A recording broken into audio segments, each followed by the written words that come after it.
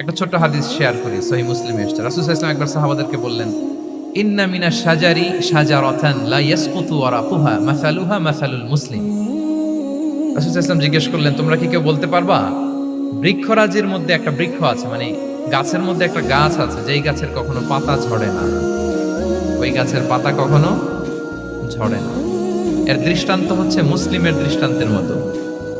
বলতো হাদ্দিসুনি মা হিয়া, বলতো ওই গাছটা কি, কে বলতে পারো? আপনারা তো সব একেবারে পেরে গেছেন। তো সাহাবারা ওই দিন কেউ বলতে পারেন নাই, কারণ কি জানেন? একে তো আমরা জানি হাদিস স্টাডি করার কারণে, হাদিস স্টাডি না করলে তো আমরা বলতে পারতাম না, আমাদের দেশে তো খেজুর গাছ অত হয় না। তো ওনারা কেউ বলতে পারে না, এর কারণ হচ্ছে তারা ভাবছিল প্রশ্ন যেহেতু করছে এটা যেন তেন প্রশ্ন, এটা কঠিন কোনো গাছের একটা নাম বলতে হবে।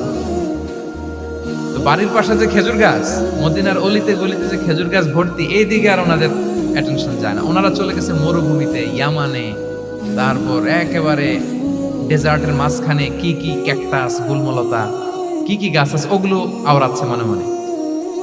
ভাবতেছে যে খেজুর গাছের কথা তো রাসূল সাল্লাল্লাহু আলাইহি ওয়াসাল্লাম আমাদের জিজ্ঞেস করার কথা না, এ তো আমাদের গাছ, বাড়ির পাশের গাছ।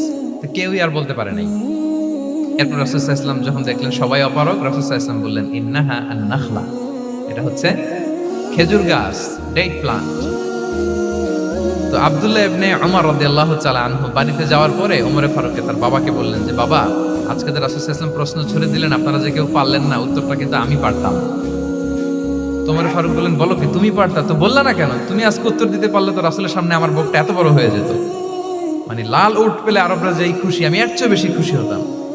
তখন উনি বললেন যে, আপনি পারতেছেন না, অন্যান্য বয়স্ক সাহাবারা পারতেছে না, মুরব্বীরা কেউ যেহেতু বলে নাই, আমি বিনয়ের খাতিরে উত্তরটা দেই নাই, কিন্তু আমি জানতাম যে এটা খেজুর গাছ।